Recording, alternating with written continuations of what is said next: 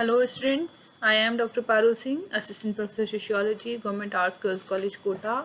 और हम आपका सोशियोलॉजी सब्जेक्ट का बीए थर्ड ईयर का पेपर 2 कर रहे थे, जिसका नाम है समकालीन भारत में सामाजिक समस्याएं। अनेक सामाजिक समस्याओं को हम डिस्कस कर चुके हैं और इसी कड़ी में आज की जो महत्वपूर्ण समस्या, जिसका एक बहुत बड़ा जो लोगों का प्रतिशत है वो हमें अपने समाज में दिखाई देता है, अपने आसपास दिखाई देता है। इस समस्या का नाम है पॉवर्टी यानी निर्धनता। और हम सभी इस शब्द से परिचित हैं, इसके कुछ पक्षों से भी परिचित हैं और इसका जो अर्थ है उस अर्थ को जानने की हम सभी को बहुत अधिक आवश्यकता है। हम जानते हैं कि भारत एक विकासशील देश है, विकास की ओर तीव्र गति से अग्रसर देश है और विश्व का 7वां बड़ा देश है क्षेत्रफल की दृष्टि से। और यदि जनसंख्या की दृष्टि से देखें तो चीन के बाद भारत का दूसरा स्थान आता है, दूसरे नंबर पर है भारत।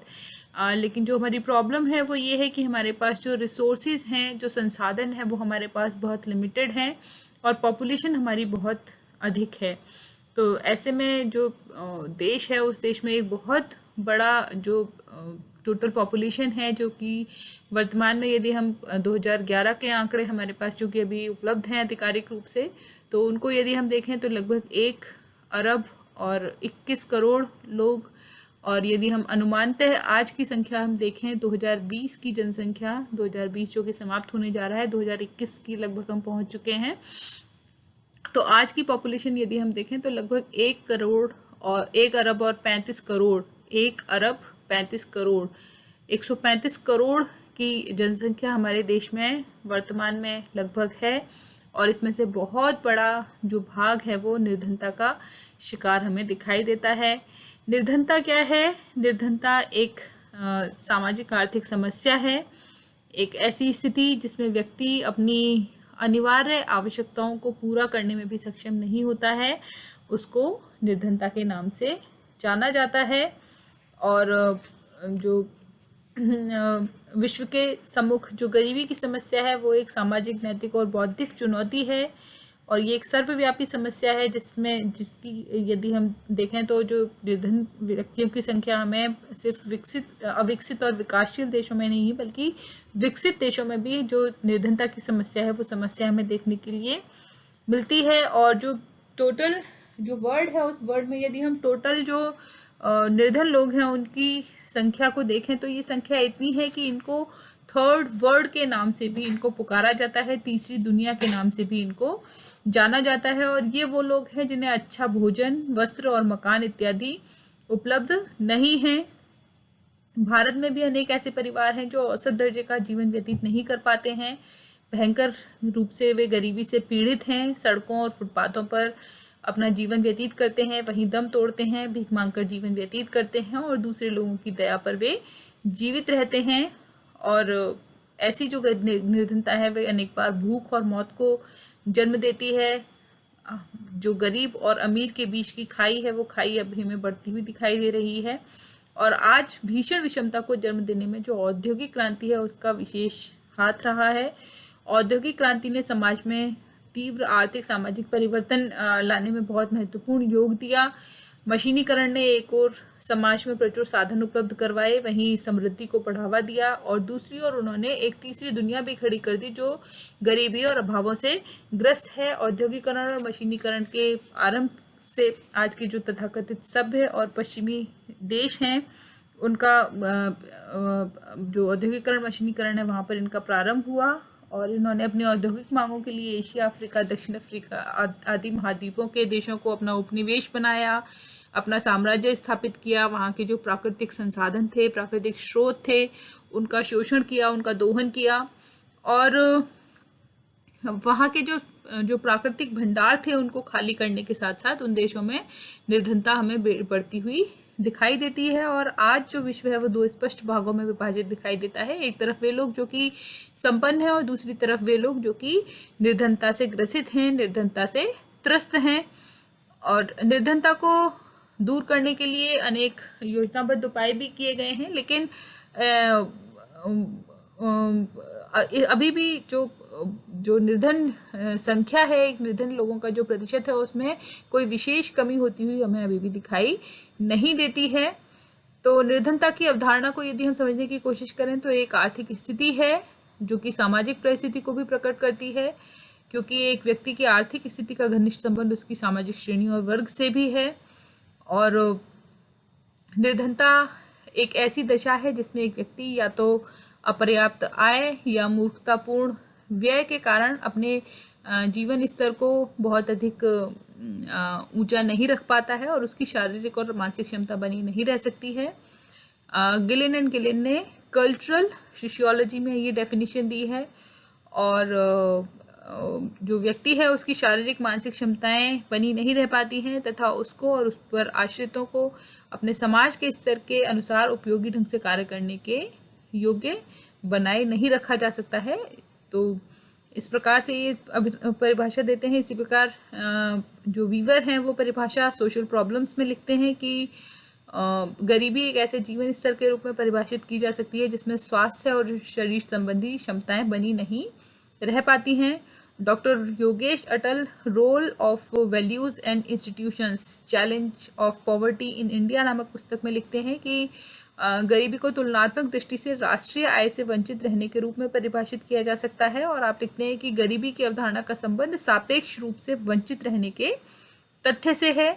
जब हम राष्ट्रीय आय की चर्चा करते हैं तो इसका अर्थ यह नहीं होता कि यह आय देश के सभी लोगों में समान रूप से वितरित होती है। राष्ट्रीय आय में से जिन लोगों को कम हिस्सा मिलता है, गरीब, और जिन्हें अधिक हिस्सा मिलता है, वे धनवान की श्रेणी में आते हैं। और इस दृष्टि से जो गरीबी है वो एक तुलनात्मक शब्द है, एक सापेक्ष शब्द है।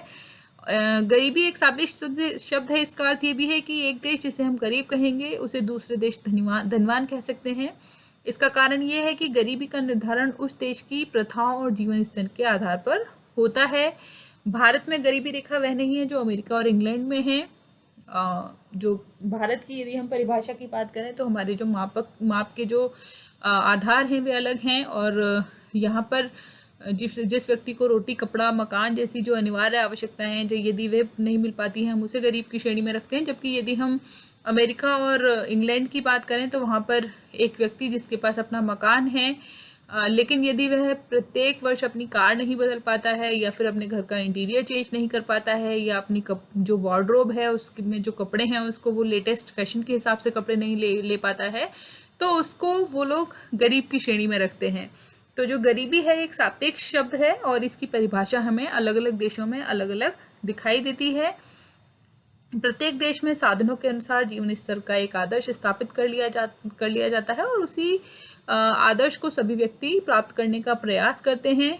जीवन स्तर के आदर्श से नीचे जीवन व्यतीत करने वालों को गरीब और उससे ऊंचा जीवन व्यतीत करने वालों को धनवान कहा जाता है। कभी कभी हमारे पास उचित स्तर को प्राप्त करने के लिए पर्याप्त साधन तो होते हैं परंतु उन पर उनका अपव्यय नहीं किया जाता, तब भी गरीबी बनी रहती है। जैसे कि कोई व्यक्ति अपनी आय को शराब और जुआ खेलने में उड़ा देता है और अपनी भोजन, वस्त्र और मकान की आवश्यकताओं को पूरा नहीं कर पाता, तब भी वह गरीबी की अवस्था ही कहलाएगी।